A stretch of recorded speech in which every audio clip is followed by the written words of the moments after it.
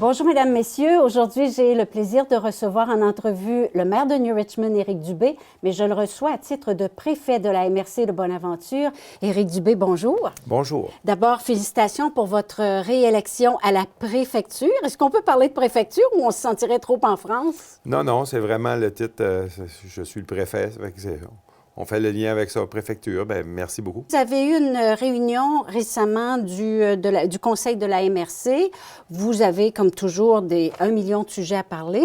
Quels ont été les grands dossiers qui vous ont occupé au cours de cette rencontre? Le premier, c'était adopter le budget pour l'année prochaine. C'est sûr qu'une fois par année, à ce temps-ci, comme les villes, les MRC doivent adopter le budget. Ça fait qu'il y a un processus qui nous a amené à adopter notre budget. Pour la MRC de Bonaventure, on parle d'un budget qui tourne autour de 4 millions de dollars par année. Fait qu'à partir de là, ça nous donne les orientations puis de ce qu'on va avoir comme travail à faire dans l'année qui suit. Avez-vous les coups des franches avec 4 millions par année ou bien ça vous en prendrait le double? Tu sais, tout le monde a besoin toujours de plus de budget. Arrivez-vous à faire ce que vous voulez faire avec ces 4 millions? Suite à l'adoption du dernier pacte fiscal, ça a amené plus d'argent dans les MRC. Fait que oui, c'est quand même, on a un assez bon budget, parce que je vous dirais qu'on a presque 1 demi-million de plus de budget cette année. Puis contrairement à une ville, nous, on n'a pas de taxation, on ne taxe pas les citoyens. Ça fait que ça nous vient de fonds qui viennent du gouvernement. Fait que non, on est assez bien nantis là, pour faire les projets qu'on a à faire. Uniquement de fonds qui viennent du gouvernement ou bien la quote-part est importante pour chaque municipalité? Cette année, il n'y a pas de quote-part qui viennent des municipalités, à part pour quelques points plus spécifiques. Un exemple au niveau du préventionnisme pour le service incendie. Ça, il y a une légère quote-part, mais on parle de 65 000 $ pour l'ensemble des municipalités de la MRC. Bon, et ça veut dire une population de quoi? Presque 17 000, presque 18 000. Bon, il n'y a pas de taxation directe aux citoyens, mais ça vient du gouvernement, donc finalement, ça vient de la poche des citoyens. Là. Oui, bien, on comprend, c'est ça, mais pas directement par une taxe. Voilà. Puis à partir de là, bien, nous, on met nos priorités, on a des objectifs. Il y a quand même un code, là, cet argent-là, on ne peut pas faire n'importe quoi avec, qui nous amène là, à prendre des décisions, des orientations pour ce qu'on veut faire. Un des gros enjeux au niveau budgétaire, bien, c'est sûr qu'il y a pour le premier montant va pour le fonctionnement de la MRC. Et après ça, bien, un gros département qu'on a, c'est au niveau du développement économique. Ça fait partie d'une des responsabilités que la MRC a, de soutenir le développement économique de son territoire. Par des programmes et des mesures qu'on a en place, bien, c'est ce qu'on fait. Par exemple, là, avec le budget le plus récent, sur quoi vous allez travailler? Qu'est-ce que vous allez financer? C'est sûr que dans nos projets, on a le Fonds de développement du territoire, ce qu'on appelle, nous, le FDT, qui permet de soutenir les investissements, soit des organismes ou des municipalités, dans leurs infrastructures. Pas le service direct aux citoyens, comme l'ouverture des chemins et ça, mais on va plus dans les infrastructures de sport, loisirs, développement social. On soutient comme une municipalité qui veut rénover son centre communautaire. On est capable de l'aider là-dedans. Ça fait que ça nous permet là, que les municipalités, quand ils adoptent des orientations pour leurs infrastructures, bien, ça nous permet de les soutenir. Alors, quand une municipalité parle d'attacher un budget pour, par exemple, une rénovation, vous faites partie des ficelles à attacher, là. Oui, c'est très rare qu'une municipalité a un projet puis qu'il ne passe pas pour venir chercher du financement à la MRC parce que le Fonds de développement du territoire est là pour ça. Et j'ai vu que dans votre dernière réunion, vous avez parlé d'entente sectorielle pour le soutien aux priorités agroalimentaires de la Gaspésie. Pouvez-vous nous en parler davantage? On sait que la MRC de Bonaventure, des 5 MRC de la Gaspésie, notre secteur agricole est le plus important au niveau de la Gaspésie. Par le nombre de fermes, par le volume de production qu'on a. Puis on sait que pour l'occupation dynamique du territoire, bien souvent, la base, c'est que l'agriculture est dynamique.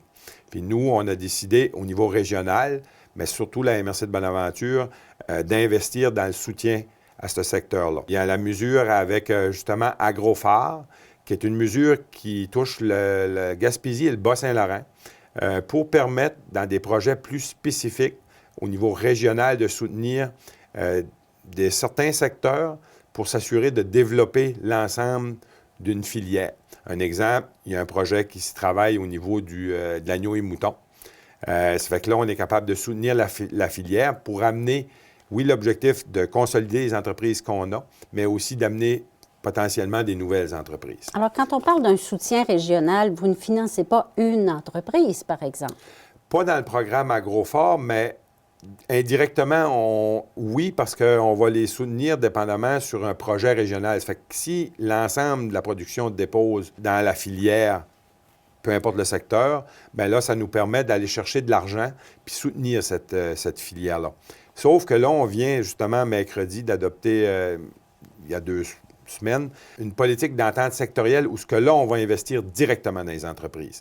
C'est une entente spécifique où que le ministère des Affaires municipales met de l'argent, le ministère de l'Agriculture met de l'argent, nous, par le phare, on met de l'argent et les MRC mettent de l'argent pour créer un fonds pour ce qu'on appelle une entente spécifique qui va permettre de soutenir spécifiquement nos entreprises sur les orientations qu'on va se donner. Parce qu'on sait, il y a des programmes qui existent pour soutenir tous les secteurs, dont l'agricole. Sauf que bien souvent, c'est des règles qui sont nationales. Ça s'applique, c'est la même règle qui s'applique pour l'ensemble du Québec. Mais bien souvent, notre réalité est différente, qui fait que soit que nos entreprises ne peuvent pas se qualifier. Fait que là, nous, par ce fonds-là, c'est un fonds régional qui est pour les entreprises de la Gaspésie. Puis là, on parle d'être capable de soutenir directement chaque entreprise pour le projet qu'ils vont déposer. Et pour des montants qui vont jusqu'à combien? Dans les ententes spécifiques, là, on est vraiment au début de mettre les critères. Nous, la phase qu'on vient de mettre en place, c'est d'avoir un montant. On parle de plus de 400 000 par année. Mais dans un exemple, dans les dernières ententes spécifiques, parce que c'est notre 3e entente spécifique qu'on fait depuis, je vous dirais, peut-être 10-12 ans, pour soutenir le secteur agricole, on pouvait aller jusqu'à 20 000 directement en subvention. Les entreprises agricoles rencontrent des grandes difficultés. Et entre autres, on parle de changement climatique et tout ça. C'est comme un bon petit courant d'air qui arrive, ça? Bien oui, puis tu sais, ça démontre aussi que c'est un secteur qui est prioritaire pour les élus. Et aussi à la MRC, on change de sujet. Vous êtes en démarche pour élaborer une politique culturelle. D'où vient cette volonté? On a eu l'opportunité d'avoir une aide financière qui nous a été accordée par le ministère de la Culture pour mettre en place une politique culturelle. Où ce que la MRC devra investir des montants d'argent aussi. Ça fait que là, le Conseil des maires a décidé d'aller tâter le terrain, de voir à mettre en place une politique culturelle pour l'ensemble de la MRC. On sait qu'il y avait déjà des villes qui l'avaient. Un exemple, New Richmond, Bonaventure, Passepébiac et quelques autres municipalités. Mais là, ça va nous permettre de faire des actions sur l'ensemble du territoire, puis d'harmoniser un peu toutes nos politiques, puis soutenu par la MRC. Et ces argents-là vont nous permettre d'engager justement un coordonnateur pour nous aider à mettre en place la politique. Puis suite à ça, bien normalement, suite à une politique, on a des actions qui seront choisies, puis là, la MRC pourra soutenir. Aviez-vous des demandes dans ce sens-là? Pas directement à la MRC.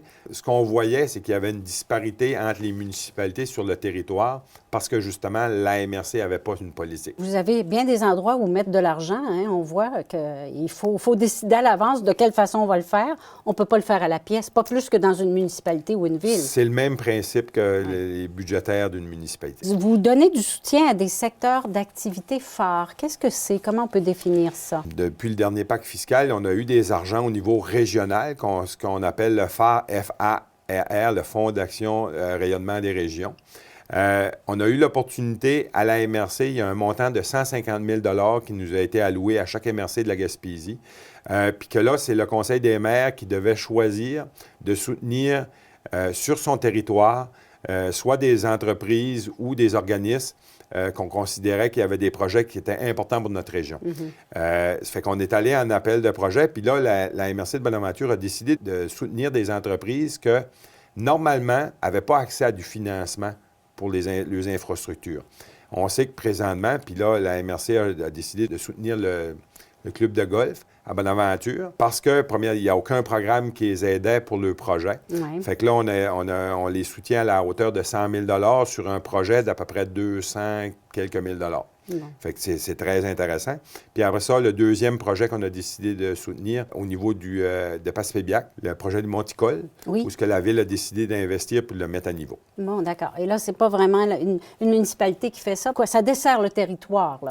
Oui, bien, tu sais, puis on voulait, nous, soutenir des organismes organismes qu'il n'y avait pas accès à d'autres formes de financement. Un terrain de golf, on en a juste un et ça dessert l'ensemble. C'est un rayonnement, c'est ça? C'est un rayonnement qui est plus que juste une municipalité. D'accord. Vous avez aussi adopté un plan de communauté en développement social, c'est ça? On n'en parlera pas en détail parce que je vais recevoir Mme Matos, qui est votre coordonnatrice dans ce sens-là. Oui, c'est ça. Bien, on a eu justement une grande rencontre là-dessus qui nous a amené là, au dernier Conseil des maires à adopter notre plan de communauté qui va permettre que l'argent qui descend, soit de l'Alliance et de la Fondation Lucie et Claude Chagnon, de pouvoir investir sur le territoire de la MRC. Mme Matos va tout Elle va nous en parler en détail, certainement. Ouais. La semaine prochaine, on la reçoit.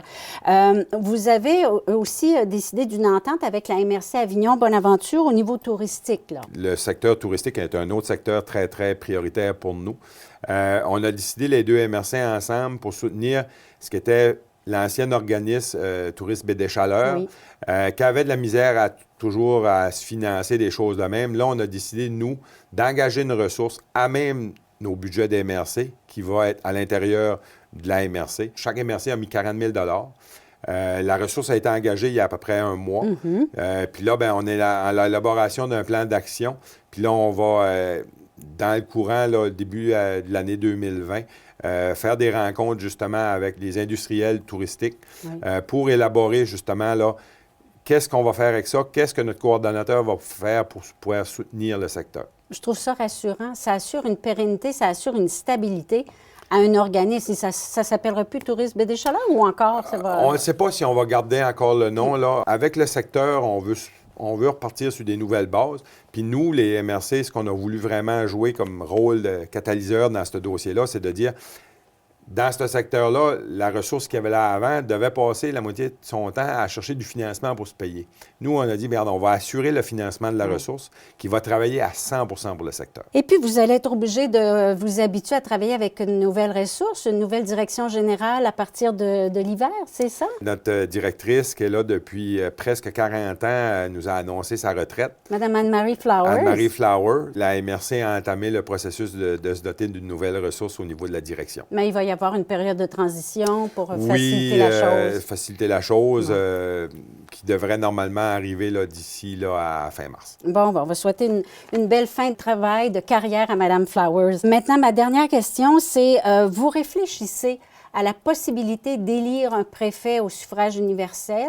Pas que vous vouliez vous délester de votre mandat, mais c'est une réflexion qu'on entend depuis un bon moment là, à la MRC Bonaventure, comme ailleurs aussi. Oui, on a entamé le processus, je vous dirais, il y a peut-être 8 à 9 mois de ça, où justement, on a mandaté la directrice de faire les recherches au niveau qu'est-ce qu'on avait techniquement à faire si on voulait prendre cette orientation-là, au niveau des délais. On voulait savoir aussi au niveau des coûts, au niveau légal, qu'est-ce qu'on avait à faire. Fait que ça, cette partie-là est faite. Les élus savent ce qu'on a à faire. On sait que si on veut aller vers ça pour être prêt pour l'élection de 2021, parce qu'on sait que l'élection d'un préfet se tient en même temps que l'élection municipale, il faut avoir pris la décision pour l'automne prochain. Fait que c'est ce que le Conseil des maires a décidé de faire. Là, la partie technique est faite. Là, il reste le côté politique que les élus ont une démarche à faire s'ils veulent aller consulter d'autres élus de d'autres MRC qui ont fait soit la transition, qui ont décidé de ne pas le faire. Mais oui, à l'automne prochain, il y aura une décision qui sera prise pour savoir si on fait la transition ou qu'on garde le système qu'on a là. Et c'est complexe là, comme processus. Le côté légal est quand même pas si compliqué. Je vous dirais que c'est plus au niveau plus politique parce que la loi est très claire, c'est le Conseil des maires qui doit décider. Fait qu'on doit faire un débat en profondeur au sein des élus de la MRC. Puis on n'a pas droit à l'erreur. Bien, c'est que non, parce que c'est un processus qui est irréversible. C'est très intéressant. Le travail que vous faites est vraiment important pour tous les secteurs dans la MRC. Je suis sûre qu'on a parlé de tourisme, de développement régional, d'agriculture. On aurait pu en parler encore pendant une demi-heure. Malheureusement, c'est tout le temps que nous avons. Alors, merci à vous, puis aux autres maires qui planchaient sur des sujets tellement importants qui nous touchent tous. Merci, M. Dubé. C'est un plaisir de vous recevoir. Bien, merci. Ça m'a fait plaisir. Alors voilà, mesdames, messieurs, c'est tout pour cette semaine. Merci d'avoir été là. Nous vous souhaitons une excellente semaine.